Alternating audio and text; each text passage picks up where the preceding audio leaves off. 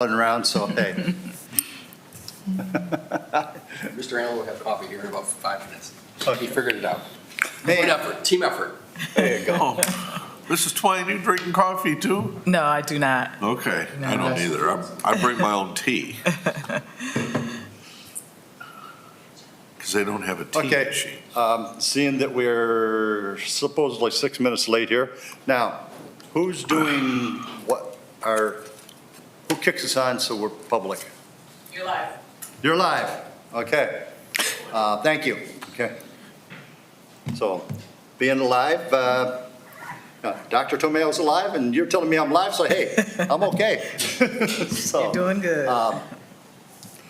Need approval of the February 18th minutes that were submitted to you in the package that Michelle sent. What's your pleasure? Move approval. Second. Second. Discussion? Not all in favor, say aye. Aye. Okay, good. Okay, so you can leave, okay, and don't have to stay for the rest of the stuff. I'm going to let you come up. I think right there would be the best place for him to talk, okay? So how many trips, man, I tell you what, I can't remember how many times I've seen you here, and that's not a bad thing, okay? No, but it's been great because we've leveraged this into a resource for all of our clients, actually. And this is, Sandusky's been the initiator of it. Thank you. And everybody appreciates this annual update immensely. So thank you for the opportunity to provide it. Oh, geez. Are you great? Just black. Just black, okay. I'll leave you there. Thank you.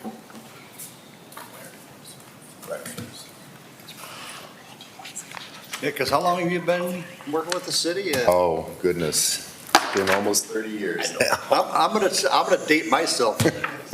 So I'm more than 1 year, less than 100 years on the committee. I think you've been around probably as long as I have, and it's nice to know that we've got somebody helping us with this. And as I've preached many times, even during our bad times, we have to have certain things because if our bond rating goes down, it becomes very costly. It does. It does. And these days, even more so with interest rates on the rise. So, making Is your good mic progress. on? Yeah, it seems like it is.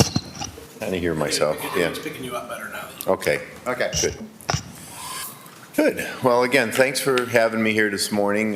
Very important process, I think, for everybody to focus on the city's ability to borrow money when needed, and what kind of capacity the city has to do that. With all that the administration is trying to accomplish in the city, and not to rest on its laurels, but great accomplishments over the last decade. This is just one of the tools that we have, to help continue to gain those successes. So just getting into it, what we hope to do here today is just kind of overview the debt that's outstanding with the city and how that, with economic changes, interest rate changes, and other things, how that leverages into the city's ability to, thanks, I'll do that. Ability to leverage its financial abilities to accomplish more. We'd just like to start with what is currently outstanding, and fortunately, these numbers, You have well, one more of your packages for Mr. Murray. Oh, yeah, we got it. Oh, thank you. You're welcome. Just 10 steps ahead of you. Thank you. Thank you. better or worse, these numbers vacillate, and, we pay down. The list has actually gotten a little shorter because a couple of things have been paid off since we last discussed this list. And with last year's notes that we continue to roll and pay down, I believe there's approximately $2 million worth of pay down scheduled for this year, which is good in everybody's eyes, credit rating agencies and others. it helps guide what happens next. So with 21 million outstanding, that will work into some of the following slides into what else the city has available to it. And so this is the detail behind those issues. And this is the debt service requirements. And what we like to focus on often in this slide and the next is the fact that some of the debt is being retired in the relatively near future. And in, our bullet point here is that $800,000 of debt service rolls off in the next couple of years, which again can be leveraged for other projects if need be. With as much, and the 2011 issue is the library issue, which is a voted issue, but nonetheless, it works into the city's capacity to issue new debt. Pretty much the same chart here, but only actually the first one was debt service payments. And then this one is the principal balance of those same issues. So first, the previous slide, this slide was principal and interest, and this one is just principal only, so everybody can keep track of how that 21 million is behaving over time.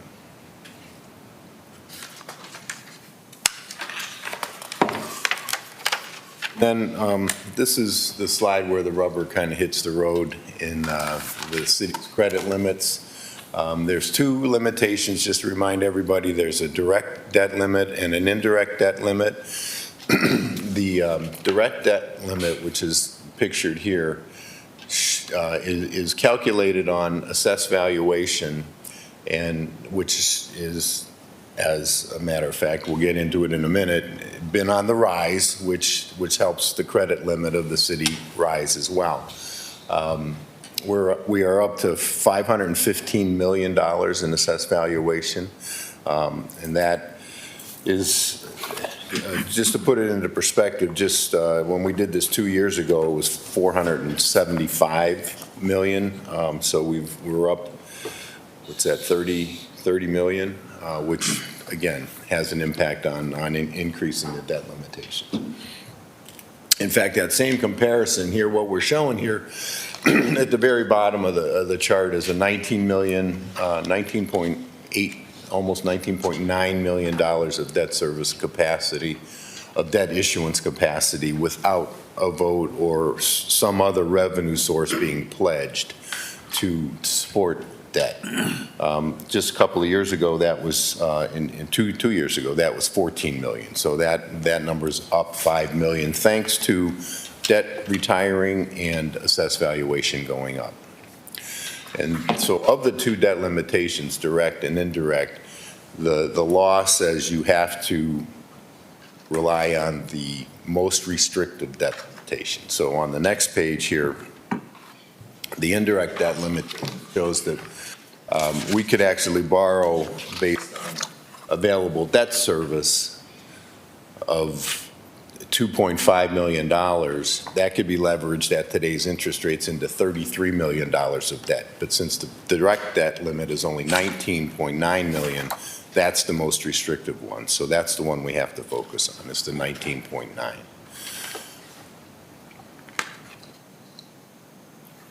And the other thing that the indirect debt limitation takes into account is the overlapping subdivisions, the schools and the county, because what this debt limitation does is it looks at the individual property owner. It says, okay, how much debt can be burdened by that one property tax owner, by the county, by the city, and by the schools. And the limitation is 10 mils.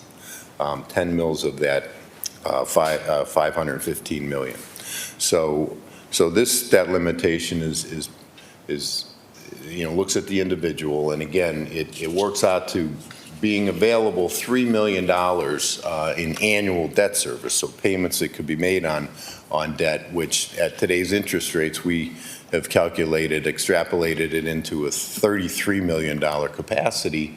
However, again, the other debt limitation, the direct debt limitation, is more restrictive.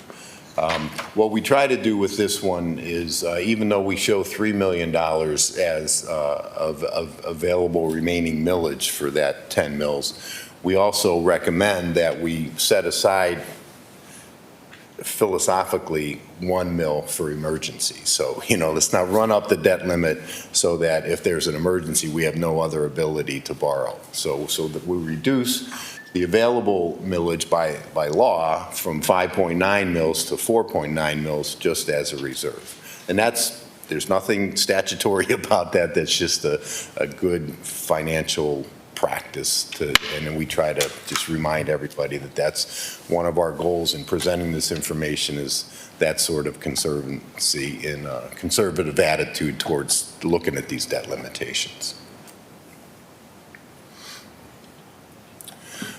Just a comment about assessed valuation. I had mentioned we were going to get to this.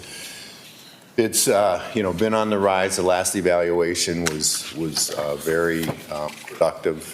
Nice rise in income in assessed valuation, and in fact, the real estate portion of the assessed valuation is at an all-time high with this last reappraisal. It may look like in previous years the total assessed valuation was higher, but that's because we had tangible personal property as a component of total assessed valuation, but that doesn't go into assessed valuation totals anymore. So it's just real estate and public utility evaluation. And the light blue line here is the real estate portion, which is,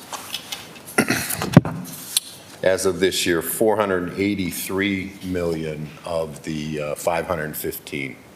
And which also leaves 32 million of public utility, which is also at an all-time high. So between the two, real estate and public utility, the total assessed valuation is an all-time high, which again works its way into these limitations so that they are higher than they were a couple of years ago.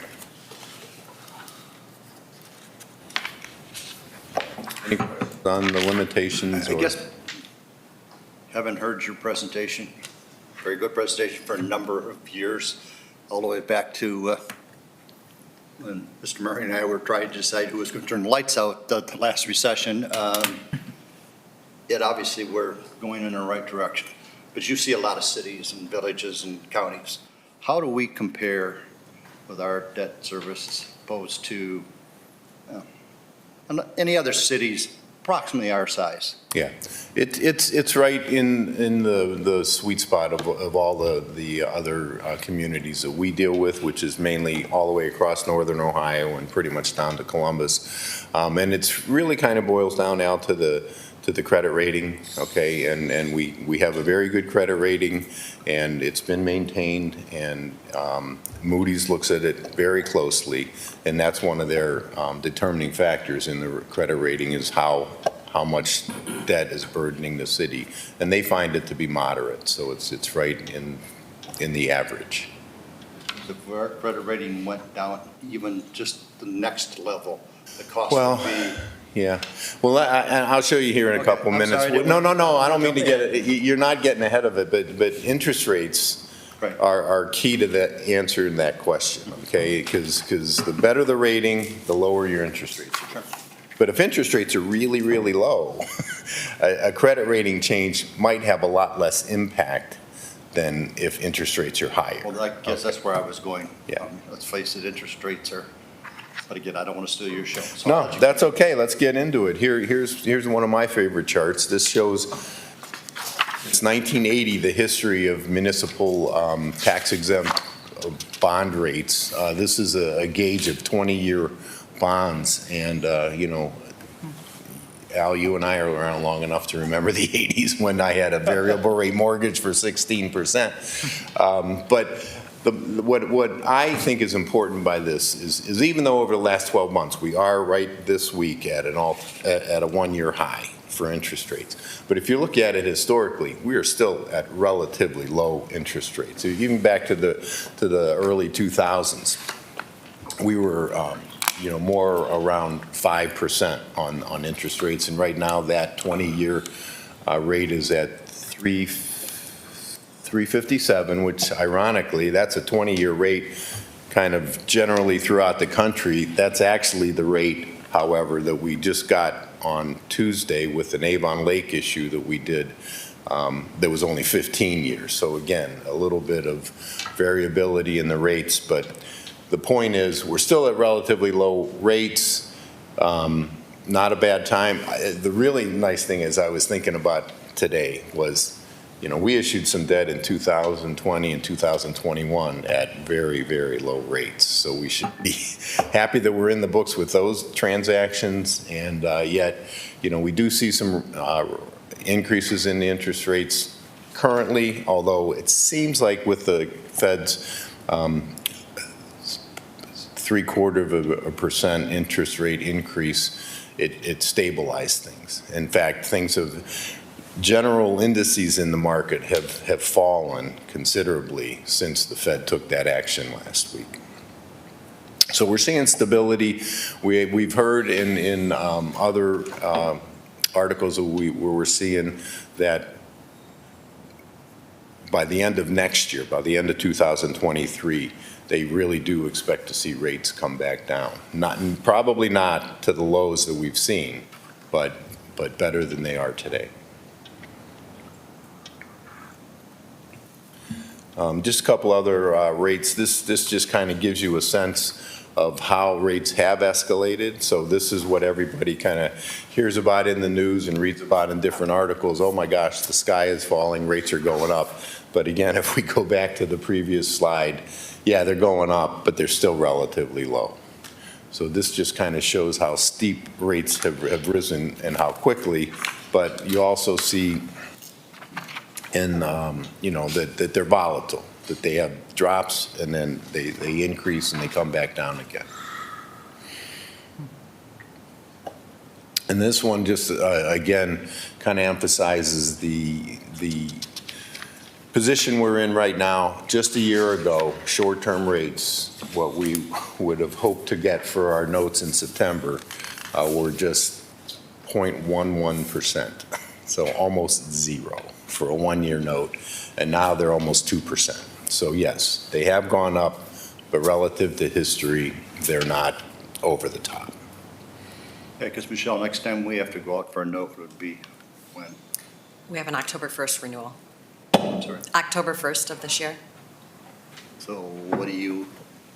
I think this is right about where we're at.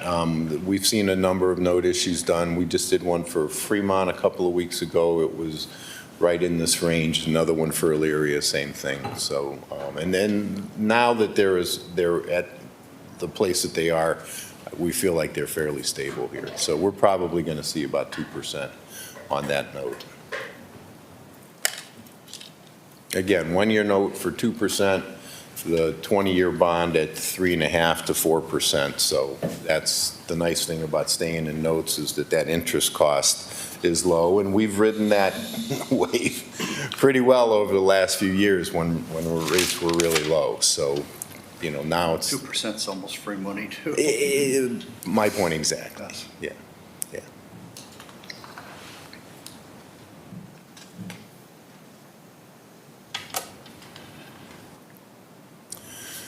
So that's most of what I had. I don't know, Michelle, anything that we wanted to highlight that we haven't gone over? No, I think you did a great job. Eric? This is great. So does anybody on the committee have any specific questions? Other than it, again, we appreciate you helping us manage through the good and bad times. You know me, Dennis? My only concern is that I don't really want to have that presentation left with the city manager indicating we borrowed another $19 million, so take it away. Kidding, of course. But on that note, you know, We got to keep it under $1 million so you can only do 17 now, Dennis. we are working closely with the administration as, you know, plans roll out for new projects, and keeping all of this in mind and advising accordingly. So we're looking forward to continuing those conversations. This includes our general obligation, but under like our sewer and water and things like that, it still seems like we've got room, and the rates still seem to be reasonably, if you. They're at reasonable levels, and that's a great point out, and I appreciate you bringing that up, because I did want to Again, it's mention one of the that. things that I always want to look forward to, because you got the EPA, they're always going to mess you up somehow, okay? I'm on record, yes, they are. And things break, and thanks to a great administration and everything that's going on, this city is expanding rapidly. So as it expands, so our utilities probably have to, when I say go up, I'm not talking about rates. I'm talking about the ability to pump out water, take in sewage and things like that. And I appreciate you mentioning that, because, again, this whole presentation is all about general obligation, being able to Yeah. issue debt without a vote of the people. But when the administration works hard to find additional revenue sources, whether they're through tax incentive agreements or grants or other revenue sources that aren't based on general obligation, then it gives the city the ability to leverage itself based on those revenues. So none of this discussed those other revenue sources, and we're tracking them. I will say it's complicated, but it's a good complication because they're working hard to find these revenue sources. And if Mr. Klein was here, he would probably say, now, we're going to need this, this, this, and this. The one thing through the chair. Sure, go ahead. That I would say is, while our water and wastewater plants are investing in infrastructure pretty aggressively, they do, everything I've heard from Aaron is that we have a lot of ability to accommodate growth within the city because we're under capacity based on having been built a much larger system based on Thought we were, population but I'm decline. glad you said that Yeah. out loud. Yeah. But a lot of EPA requirements, et cetera, that everybody knows well, are, we're really investing in making the system more sustainable and bringing it up to modern standards. Right. But we do have an ability, and that's one of the great advantages of not only Sandusky, but this entire part of the country, is our water and wastewater systems are overbuilt for the populations that we have now, so we can accommodate a lot of growth. As climate change and everything else impacts where people live, fresh water and access to it is a huge advantage for us that a lot of people, including the Cleveland Water Alliance, is really trying to figure out how to leverage for all of us, like going forward. That's a good thing, because then we don't have to do large rate increases like we had to at one point in time. We can do them in a manageable way, so the people, I don't want anything going up either, and anything more than anybody else. But when you have to start doing 8% or something as opposed to 1%, people really notice that. Oh, yeah. And one last comment. Sure, I'm sorry. A new emerging trend in the municipal finance market is what's called ESG, which stands for environmental, social, and governmental.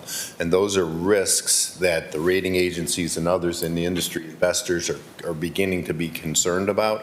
What different parts of the country are subject to different risks based on environmental threats, on social threats, and on other things statutorily with regard to operating the government. And Ohio, especially northern Ohio, with our water resources, yeah, we have an occasional tornado. We aren't subject to hurricanes. These are the things that investors get concerned about when they decide to lend money to a particular political subdivision. And we've been through this just recently with Moody's talking about our part of the government, and I've been in Washington recently talking about the same thing, and it's clear we don't have forest fire risks. Our risk level here is relatively low, certainly on the environmental, and relatively low on social, because that cuts down to demographics, and we have good demographics, and we have, for better or worse, the state ties our hands with limitations and other things.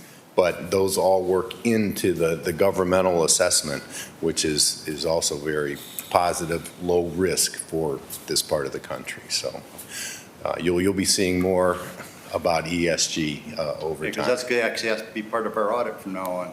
Right. Yep.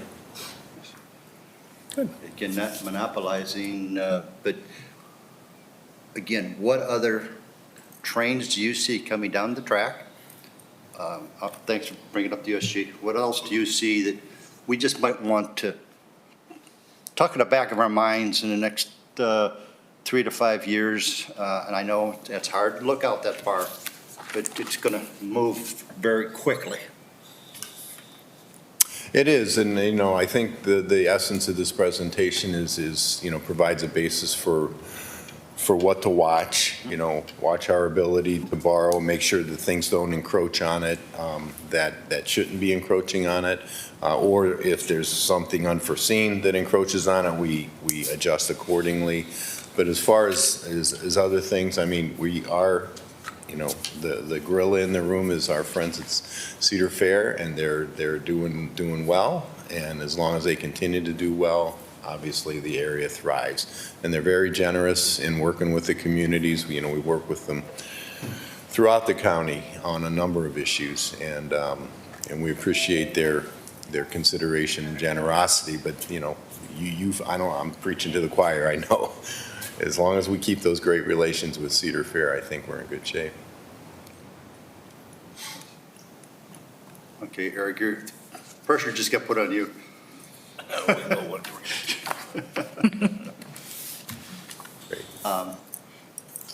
No, Dennis, anybody? Good questions. Thanks, Al. I mean, I think it's something that, again, we appreciate you coming out. I think it's something like once a year or every 18 months, and when you're available, particularly as we go through this next election cycle. Who knows what's going to happen? I'm not going to say either way, but obviously it's going to have dramatic effects on whether or not we have a soft landing, hard landing, and so obviously October, you had indicated we'll be doing our bond. So sometime approximately this time next year, and you're always welcome, okay? To me, it's informative to make sure everybody understands what our, we always see the financial statement. I mean, we see that, we see, we collected this, we collected that, but there's that backside, again, I call them the enterprise funds, utility, whatever term I had to learn in college, okay? But I think that's probably as critical, if even not more critical sometimes. I mean, we can see, Michelle says, okay, we only collected $10, not literally, in admission tax, and that's something we can sit and look at in a monthly financial statement, but I think we need to look at the bond and our financing at least once a year to make sure that everybody understands what's going on. So again, like I said, you've been doing this for a long time for us, and we really appreciate it, and I think the relationship has been very good for both of us. Great. Well, thanks, Al. And yeah, we do this annually for the administration, and we, embrace the opportunity to come and present to you folks as well. It's just I like the idea that it's brought out. We're being transparent for the public, and there's nothing hidden. There's no hidden agendas. And Mr. Chairman, will this report become part of our minutes? I would recommend it be attached to the minutes that are presented to the public so that people want to take a look at it, they can see it. yeah, I believe this is. Okay. Can do that. Great. All right. Well, thanks, Well, first everybody. of all, thanks for traveling over here. At least you didn't have to come in the snow. No rainstorms. Nope, just And the hailstorm of Mayflies. That's And the sun is out. I can attest to that because I got my toy car out today. It's on. I said, everybody is up, walking in and said, well, we know what the weather forecast is for today. Again, thank you very much for traveling. Thank you. Thank you. Nice to see you. Okay.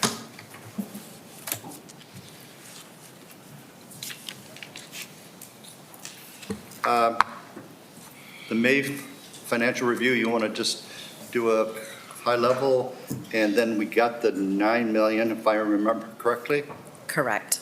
and we've just put that into, when I say the checking account, I say that tongue in cheek, okay? We have not earmarked it, excuse me, earmarked it for anything yet. Through the chair, so Alice, speaking of the coronavirus relief funds, the American Rescue Plan funds, we did receive the second half of what we were expected to receive. It was just over $9 million. I think it was just about 10 days ago that we received that. So still going through that, there's rules and regulations coming out all the time that we have to work through. There is a plan, the administration's working hard on figuring out best uses for that. We're not in a rush to spend that.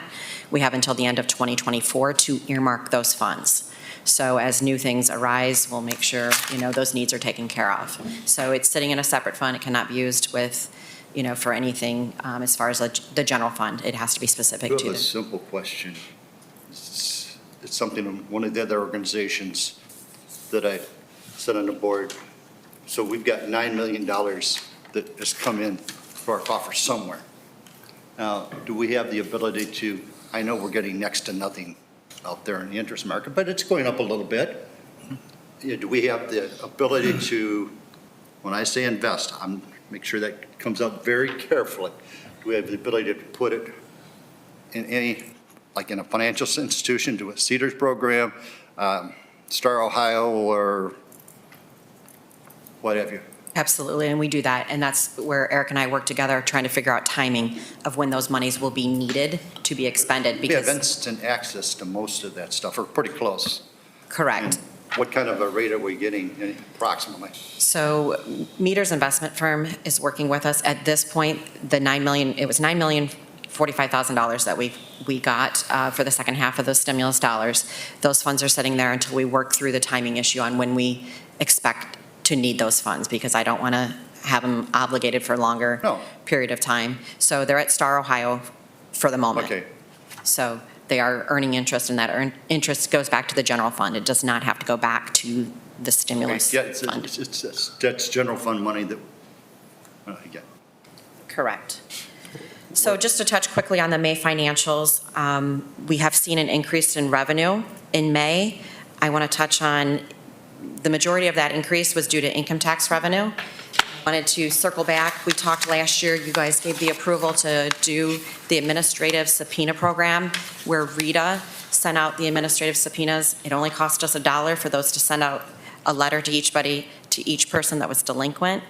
So that program cost us $5,994, and they're giving quarterly reports. At the end of March, they were able to collect $88,301. So a great return on investment. They've cleaned up a lot of delinquent accounts by doing those administrative subpoenas. So almost 6,000 letters went out, and we were able to collect $88,000 in revenue for the income tax. I know it's not a popular thing, but that means we had a whole lot of people that were not complying.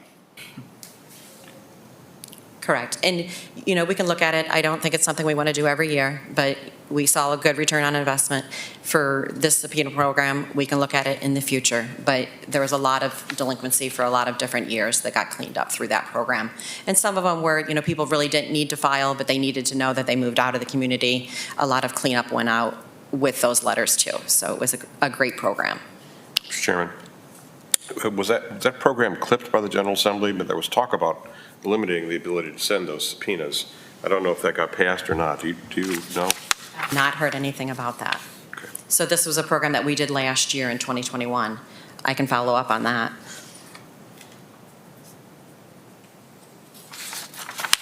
So also with Rita, every dollar that they collect for us, they retain 3%. So that is the standard 3% on every dollar that comes in. Then in May of each year, they do a true up. They look at their actual cost and calculate that. So for 2021, the actual cost was only 1.52%. So we got almost half of our money back that we sent to Rita last year. It resulted in a refund of $166,046 back to the city. So to me, that's a great investment for the service that they provide to be able to electronically file. They have the capability to look at federal returns, things that the city would not be able to do. So every $100 that Rita collects, they keep $1.52. So I think that's a great program, and I just wanted to let you guys know that we did just receive that refund also. So as I said, the May financials, we were up compared to last year about $1.3 million in income tax revenue. The largest part of that income tax revenue was due to net profit returns being up. We're still waiting to make sure those were estimates. A lot of those were filed. We could see changes, throughout this year. But for this time period, we're seeing an increase of about $1.3 million in income tax through May of this year. The other large item that we saw an increase was the lodging tax. The lodging tax was up about $150,000 at the end of May compared to last year. A lot of this is, again, due to timing. Erie County collects the tax, and we now get it on a quarterly basis. So people were required to file in January, and we received that money in February, and that was for the last half of 2021. So it's majorly a timing issue with that, but that is, again, about $150,000 that we are up in lodging tax compared to last year. All revenue in the general fund at the end of May was just over $9 million, and compared to last year in 2021, we had about almost $7.2 million in general fund revenue. So we've seen an increase of about $1.8 million, and again, that's mainly due to the income tax revenue being up in May. On the expenditure side for the general fund, the total expenditures through May were $8,765,000, and that is, if you compare going back to 2020, we were at $8,566,000. So just a little bit up. If you look at what we spent in 2021, as we were, still in the midst of that pandemic, we only spent $6.3 million last year, but we have expenditures up because we expected revenue to be up, largely due to the emissions tax increase to 8% and the parking tax. So we have additional transfers that are going from the general fund. Revenue that's coming in from the general fund that's actually getting transferred over to the capital fund, so it can be spent appropriately. Mr. Whoopser, have you pretty much filled your upper level positions that have left us for whatever reason? Or are you still working? We are in the process of filling a few positions, but aren't anticipating necessarily any significant positions that are unbudgeted in the 2022 budget. So we're not looking at adding necessarily a significant amount of staff to where we're at now, but there are vacancies within what was budgeted for 2022 that we're still, getting closer to making some hires on. We were at 233 full-time employees at the end of May. So again, just for reference, we were at 253 employees at the end of January of 2021, so before the pandemic. So we're still down 20 full-time employees compared to January of 2020. So, and like Eric said, there's some positions that are coming back that were in the budget that we're just working through. And then Al's fund is sitting there. So we do still have Al's fund, the payroll stabilization fund. The balance at the moment is still almost the sound of that. $400,000. So payroll stabilization has $399,666 in it. And we do have people exiting, and we'll make that transfer. Again, we talked about a specific percentage. Are we going to continue to add to that this year? We have expenditures that need to come out of here already. Well, that was already, okay, thank you. You're one step ahead of me. So we have, I think it was like $140-some thousand last time I looked at it that's coming out of that fund, and so we will be replenishing that fund as we go. Okay. I believe the target balance was about $400,000 is to keep there, because if retirement systems change rules, that we'll see an exit, nothing that the city's done, but some of those things happened to us in 2020. So that's why we have it, and it saved us. Absolutely. And we still have some time before we have that 27th pay, but it's nice to have those funds there for that additional pay. I also brought with me, just for reference, we're almost through the end of June, and this is where we start to see our admissions tax and parking tax funds come in. They were due on June 20th, so just this week, we received about $675,000 in admissions tax in June. That would have been actually collected in May, that we'll receive in June. So $676,000 in admissions tax revenue. It puts our total for the year of admissions tax to be about $720,000. And just to compare that out, as I stated, we did increase the admissions tax up to 8%, where it was 4%. but a lot of the passes that were sold at Cedar Point last year were sold at the 4% interest rate. So we don't expect to exactly double what we've seen in the past for emissions tax because of the timing issue of when those passes were sold and the tax that was applicable at that time was only 4%. But the good news is if you look back in 2019, prior to the pandemic, in June, we had a year-to-date total of $470,000 in emissions tax revenue. And today, we're looking at $720,000 that we've collected. So we're seeing the increase of that emissions tax beginning to trickle into us. The other thing that we had was parking tax collection, where we did not have a parking tax previously.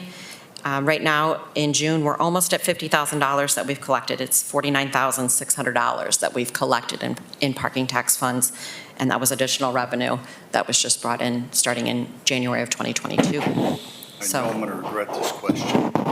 So, Mr. Stahl, how does the parking lot look over there? Well, as the unofficial parking lot guy, yesterday it was really good. Earlier this week, I used the stand I in told the you I was parking gonna lot, regret Al. saying- And that, I was going to ask that question. Parking, I knew I I have was it gonna get written out right before. there. A little bit above, not busting it out, but last weekend was a phenomenal weekend. Right, Dennis? It was. It was absolutely phenomenal. It was like an August weekend. Earlier this week's a little slow. If it gets to that TV tower, Dennis, then I'm happy with the parking. That's what I use as my gauge. And, okay, unofficial attendance tracker. That's what you do at this stage in life. Can't you get a drone and an automatic counter? It'd be a lot easier. It would not have the drama. And the way they have this thing routed now, we literally have to, like this morning, I drove right to the main gate. So did Dennis. To come in this morning, you have to drive right to the main gate. So if you escape home during the day, you have to drive to the main gate. So chances are every day I go home at some point and so drive in. So we'll keep our eye on it, Mr. Thank you, sir. Nichols. Thank you. I'm sorry, Michelle, anything? He's sorry he asked me. I- Just but put I that knew it on was the gonna come up agenda sooner. for the next meeting. I even wrote it down before. So did I. That's the wonderful thing. So the last thing to note is just the general fund cash balance at the end of May was almost $5.2 million. In May of 2021, we were almost identical. We were $5,000 higher in May of 2021. So we're looking good, and with the revenue coming in June, like we expected, things are really looking good for this year. And the last question I have for you is, seeing I have lost track of time, and I'm going to be the first to admit it, of what audit is coming and where are we at in our audit process? Because everything was late. And, Correct. it'll be formally submitted 20 and We've completed 2020, but in January of 2021 is when the state said they were unable to do our financial right, statements. so then we had to. So then we went back, went out, got quotes, and Ray and Associates is doing our financial statements. But with the late timing and the late notice from the state, we knew that it was going to be delayed. We're on an extension currently through the end of July. We're getting multiple emails every day. We're working through it because they're not on site. So we're doing the best and we're working through it, and I'm not hopefully. questioning about you doing your best, okay? That's not my, but again, it's just, at some point in time, I'm hoping that we can get back to some normalcy, whatever that's going to be. Totally agree. We feel like we've been doing audits for such a long time that we haven't had a break because of the 2020 audit. Everyone quit that was working on it, and then we had to start again, and we had new people, and we went through the same thing multiple times. So 2020 was the year we could not wait to get rid of, and we finally closed that audit, in January of this year. So that's done, and now we're working on the 2021 audit. So we'll get through it. Because I want to get back to getting our certificates. Yes, And absolutely. not that it's your fault, okay? I don't have any. Mr. Chairman, a couple points and a couple questions. So I would point out that although the cash balance has increased relative to where we were 6-7 years ago, it remains just about at 20%, a little bit better than 20%. At this particular moment, our cash balance peaks usually typically in May to June, somewhere in that time frame. So we're maintaining a healthy cash balance. We know how much we needed that in recent years.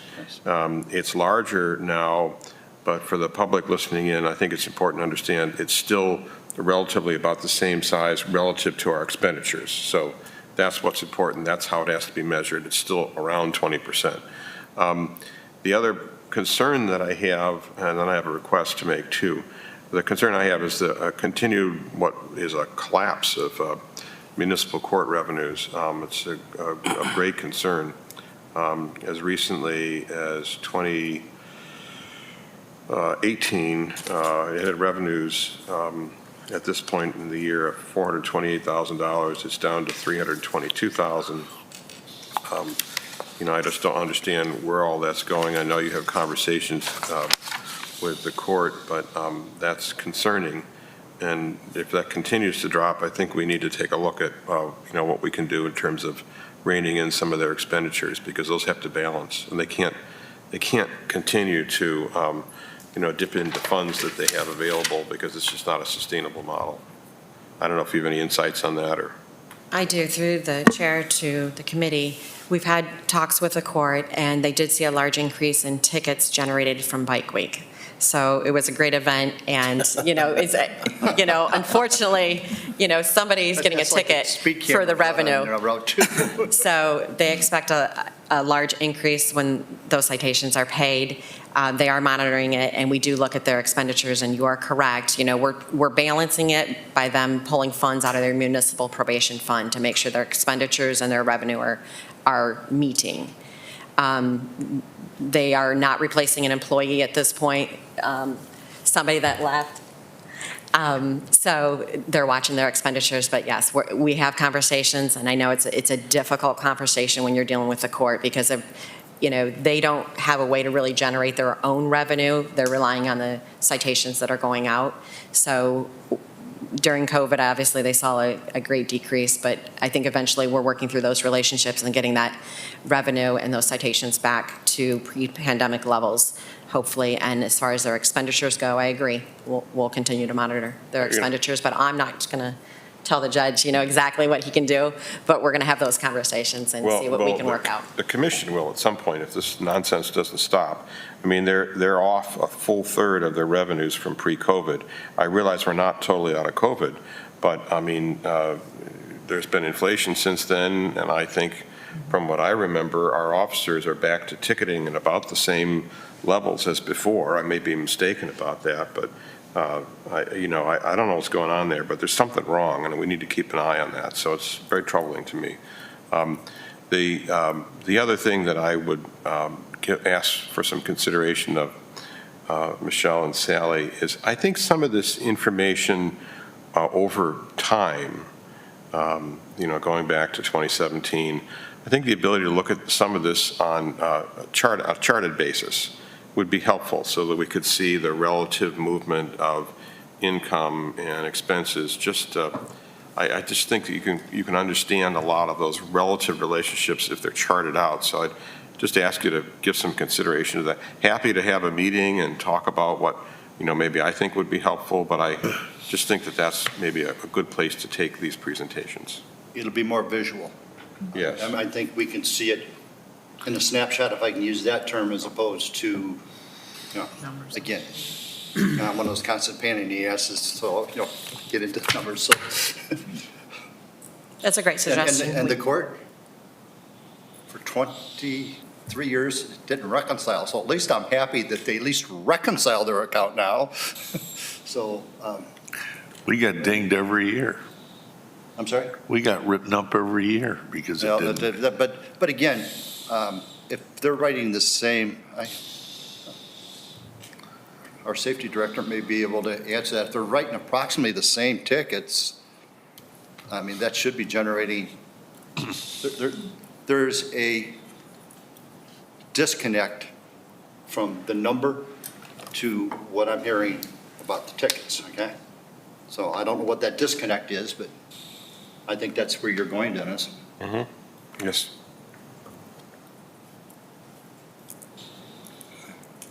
we'll continue to monitor it. I know Safety Service Director John Orzak, and, he'll be out for a little bit, but we've had those conversations, and we'll continue to have those conversations. Thank you. First of all, thanks for everything you do, and thanks for having our bond people in here this morning. Again, that's something I think, again, this committee needs to hear, to make it public so that, everybody knows that it's not something that we just take for granted and go.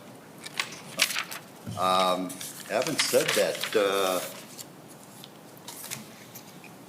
I'm not going to do this anyways. Mr. Salt, anything else? You notice as I've gotten older, I'm quieter.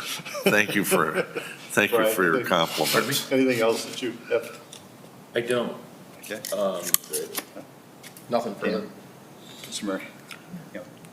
Yeah, again, thanks for the great job that you're doing. I think the graphs or charts, however you wish to describe them, will give us a snapshot, real quick look.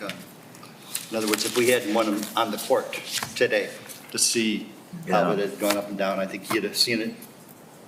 And thank goodness for Dennis. He went into the weeds and, looked at the numbers. And, But I think a chart would have picked that up real quick.